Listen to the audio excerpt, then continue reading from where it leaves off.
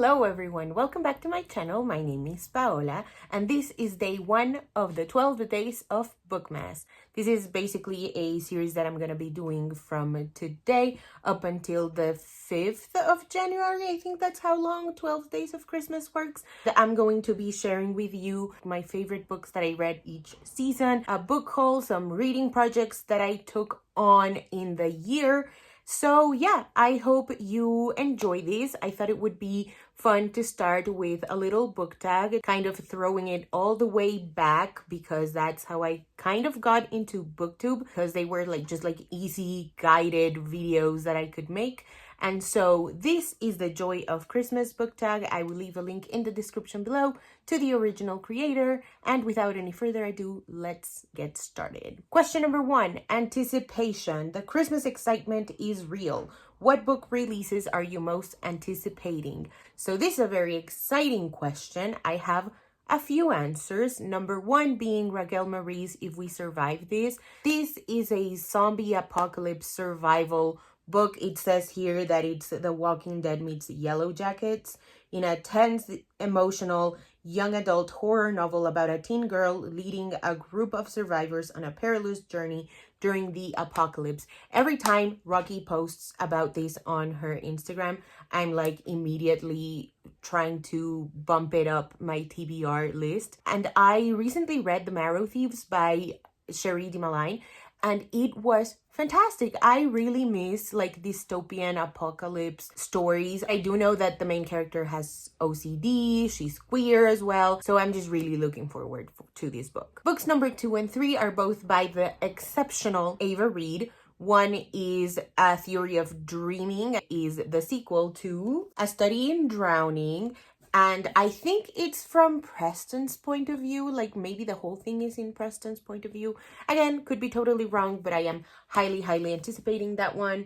I love my good rivals to lovers, and in this one, they're going to be established couple, and I just can't wait for what that dynamic is going to look like. And the other Ava Reid book that I really look forward to is another dystopian novel. This one is called Fable for the End of the World. It is sapphic, and the little Goodreads sentence thing says, The Last of Us meets The Ballad of Songbirds and Snakes in this standalone dystopian romance about survival, sacrifice, and love that risks everything. Another book that I am super excited about is Talia Hibbert's romantasy retelling of Beauty and the Beast. It is called The Last Thorn. If you've been here on the channel long enough, you know that Talia Hibbert is one of my favorite authors of all time. She recently released a young adult novel. I don't know if it was 2024 or 2023 release, but it's called Highly Suspicious and Unfairly Cute. It was phenomenal. I just know that Talia Hibbert can do anything and everything, and I will eat it up every single time. Another book that I am highly anticipating is actually an entire series. It is the Welcome to Seaport series by the one and only Katrina Jackson. These are all small town romances set in Seaport, and they were taken out of Amazon, I think 2, maybe 3 years ago. And now they're finally being released. I think it's early January that they're being relaunched. I love small town romances so much. I love Katrina Jackson's writing a lot. So I cannot wait for all these books to come out. Each and every single one excites me to no end. And last but certainly not least, we have Blood Moon by Brittany S. Lewis. This is a love triangle paranormal romance set in university, and it's basically Damon, Bonnie, and Klaus from the Vampire Diaries series. The way that the author promotes it makes me want to read it even more. I don't know if I've ever said this, but I never had a paranormal phase in high school, which was when paranormal shows were all the rage. I was never super into Twilight or the Vampire Diaries or anything, but I appreciate the hell out of them. So I'm really looking forward to this one. Question number 2, Christmas songs and carols. What book or author can you not help but sing its praises? So I have a whole video about this, or I will have a whole video about this, but the two main ones that I really want to shout out are Talia Hibbert and Rebecca Weatherspoon. They both started off as indie authors. I discovered Talia via her Ravenswood series. That's a small town romance, and it features neurodivergent and queer characters. And I discovered Rebecca on book Twitter via Cam, one of my favorite bookish people on planet Earth.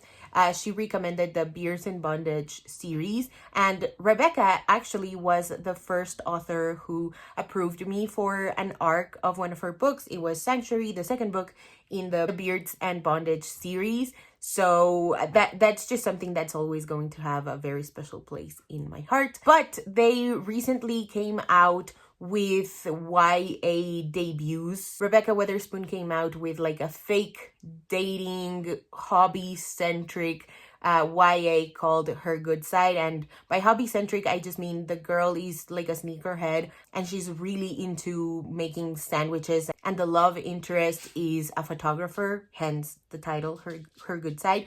It's so freaking sweet. It's so cute. Shout out to Libra FM because thanks to them, I got to read both of these books. I love a good fake dating. I think when it comes to YA, fake dating is like my kryptonite because there's just so much at stake when you're fake dating someone and you're like 16, 17 years old.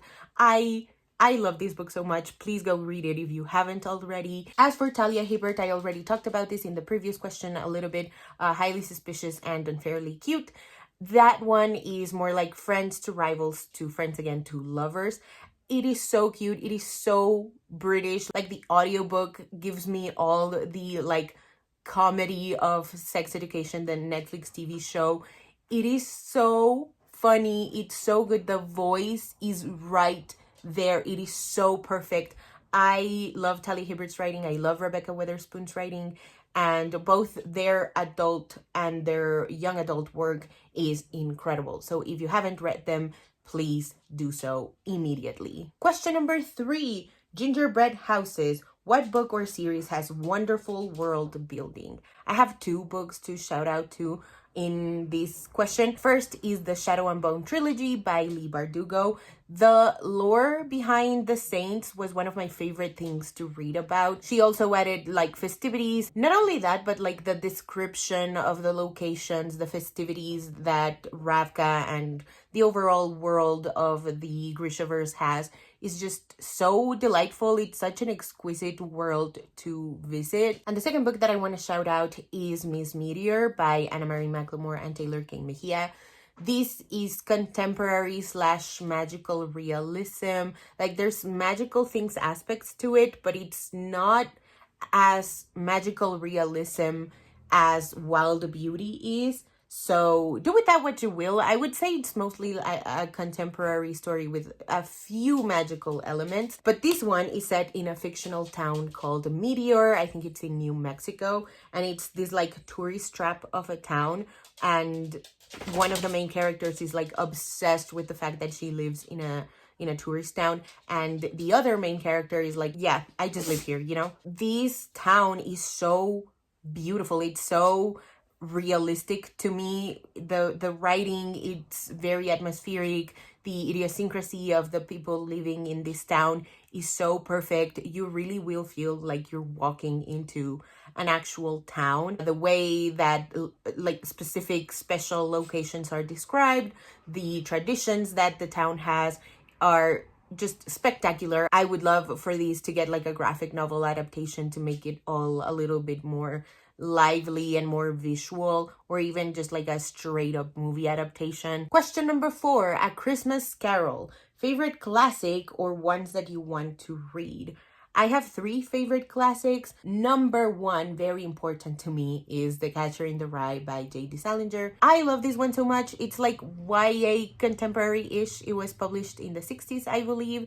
And a lot of people dislike it, but I love it. I love Holden Caulfield so much. Like his journey is so cathartic to go through with him. It's just like stream of consciousness, teen angst. My other favorite classics are Frankenstein by Mary Shelley, which is sci-fi, and The Portrait of Dorian Gray, which is gothic. And the classics that I would love to read are Jane Austen's books, specifically Emma and Pride and Prejudice, which are, I would say, her two most popular books, or those are the ones that the people I follow talk about the most. Also, the Bronte sisters, I've never read anything by them, not Jane Eyre, not Wuthering Heights, not anything, and I'm very curious. I am a curious being, so I would love to try these two or these couple of others out. Question number 5, Christmas sweets. What book would you love to receive for Christmas? So I have 2 book series that I would love to receive for Christmas, and I know it's kind of late because it is already Christmas, but I would love to get the Vanquisher series by Kaylin Bayron. This is a vampire series set in San Antonio, Texas, and it's so fun. The first book, I had so much fun with it. It's middle grade. It's so creepy. It is so creepy. I was on the edge of my seat for a couple of scenes. Like, Kaylin Bayron is just a spectacular writer overall. But what I really love about these series, at least the first one, because I've only read the first one, is just so genuine and grounded. And it's about kindness, first and foremost. It's about kids and how smart they are. I love the first book so much, and I have no doubt that I would love the rest of the series as well. And the other book series that I would love to get is Love, Sugar, Magic by Ana Mariano. This has been recommended to me so many times ever since I first joined BookTube almost 8 years ago, something like that. But yes, the Love, Sugar, Magic series, I would love to get that one as a gift, either for Christmas or my birthday, or just because people feel like it. So yeah, just throwing that out there. Question number 6, Candles in the Window. What book gives you that warm, fuzzy feeling? Again, I have a couple of books that I want to shout out. Number 1, This Is How We Fly by Ana Mariano. This book is so good. This is quite the YA novel. It is like over 400 pages long, and it's about a questioning main character who joins a quad ball team, and people give it a lot of flack because of like the time that it was released and the subject matter, or not the subject matter, but like the sport that it's centered around. Really unfortunate. I really urge people to read this book because it is so freaking good. It's gendery. It's not about fandom. It's about how things sort of grow outside of the fandom or outside of the original world that they were created on. It's a loose Cinderella contemporary retelling, and I love it with my entire freaking heart. Book number 2 is Juniper and Thorn by Ava Reed. This is a dark retelling of an already dark fairy tale by the Grimm brothers. I think it's called The Juniper Tree. And so despite how dark it is, there's a lot of hope in it, a lot of love, and a lot of survival skills that I think go unnoticed by the general public. Like, this book has gotten so much flack, and unjustifiably so. I urge people to read these with the awareness that this book is gothic horror. For some reason, when it was first being released, people thought it was like romantasy or something. And if you read the synopsis, you would know that that's absolutely not true. So I don't know who misled these readers and caused them to be so shitty to Ava and to the book in general. But again, it's another misunderstood book that just gives me the warm feelings because it's just so hopeful. Book number 3, I already talked a little bit about this, Her Good Side by Rebecca Weatherspoon. It is so fucking sweet. Again, the voice is right there. It is so good with the understanding of the characters. I was so excited when this was announced, and it did not disappoint whatsoever. I never expected it to disappoint me, but like I had really high expectations and it met them. It's so cute. Again, fake dating romance set in high school. stunning. I love it. I love it. And book number 4 is A Girl Like Her by Talia Hibbert. This is a small town romance set in Ravenswood, which is a series I already talked a little bit about in the previous questions.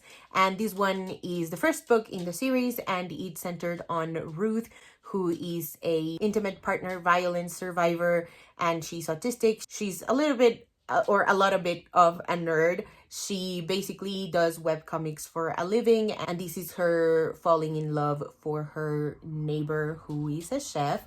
It is so sweet. Every time I think about it, I just have a giant, silly, goofy smile on my face because it's just so sweet. This one had me kicking my feet. It is so cute. So cute. Please go check it out if you haven't already. Question number 7. Christmas trees and decorations. What are some of your favorite book covers? The Shadow and Bone trilogy covers, these were designed by April Ward. I just love the little like details, the golden things. I don't know what to call them, but they're stunning. I also love the color pattern of each and every single one of them. The cover for This Is Me Trying by Raquel Marie. This was designed by Abigail Rose and illustrated by Ursunos. I hope I'm pronouncing that right. Emergency Contact by Mary H.K. Choi. This was done by OGIG on Instagram. OHGIGUE.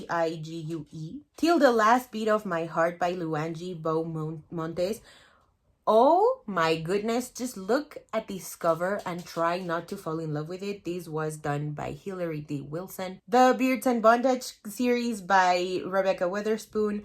TL is a cover artist credited in the acknowledgements, and I just need people to bring back these covers. I know it's going to be hard because all of the bookmans and stuff, but oh my god, these covers are so hot and we need more of them. Nothing makes me want to read a romance book more than these kinds of covers. Tell Me How You Really Feel by Amina May Safi. In the acknowledgements, she wrote, "To everyone who worked in this bananas beautiful cover, Liz Dressner, Michael Frost, and Tanya Frost. And Yassi Shafei and Danae Muratore are the cover models. You're Not Supposed to Die Tonight by Kaylin Bayron. The art was done by Fernanda Suarez, and it captures the essence of the novel so perfectly. I love the color pattern. I love the expression on the girl's face. It is stunning. And finally, for It's on a Funeral, this was illustrated by Ursula Decay, and I love the hell out of it. There was also some character art print. I will put it right here. I love the cover so much. The interior of the book is also phenomenal. And finally, question number 8. Christmas joy. What are some of your favorite things about Christmas and or some of your favorite Christmas memories? I love the food. I love the music, particularly Christmas pop. More specifically, Christmas and Chill by Ariana Grande. That is one of my favorite Christmas EPs anyone has ever done. And on the more traditional side, I really do love my problematic fave album. This is the Lea Michele's Christmas album. I don't know the name of it. It's so theater kid, obviously. It's so Christmas classic. It's so fun. It's really unfortunate that Lea Michele is apparently, allegedly, not a super fun person, but this album really is. I also really love the ugly Christmas sweaters. I think they get a lot of flack, but I find them so charming. I also love drinking hot chocolate and ponche. Alrighty, so that was it for today's video. Thank you so much for watching. If you haven't already and you'd like to, go ahead and hit subscribe, and I'll see you in the next one. Bye!